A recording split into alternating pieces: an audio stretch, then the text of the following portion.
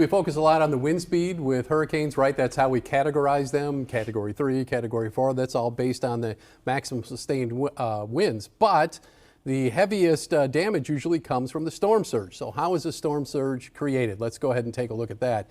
Each hurricane, if you were to look at it from the horizontal, carries a big dome of water underneath it.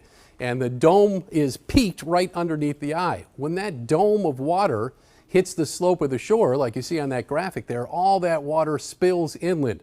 Now it's a gradual process. It doesn't happen all at once. So the storm surge down along the west coast of Florida is already starting to take place. So when you see a maximum surge like this of about 12 feet, this isn't all happening at once. It may start 5-6 hours before the eye makes landfall. So by the time we get to 8-9 o'clock tonight, that's when we're going to see this maximum storm surge come up over the shore from that big dome of water underneath the hurricane. So the eye of the storm is very important in regards to the storm surge. Where that eye comes on shore, that's where the maximum numbers you're going to see here happen. So the Hurricane Center thinks that'll be between Tampa and Sarasota at this point, but it could shift a little further south depending on where the eye comes on shore. And it looks like it's coming on shore pretty quickly. It may be 8, 9, 10 o'clock tonight when the eye of Milton comes on shore. So in the 5 o'clock update from the Hurricane Center, you may actually see them shift those bigger numbers down to the south. But the wind does damage, don't get me wrong, but it's mostly the storm surge that knocks buildings over and trees over as all that water spills inland.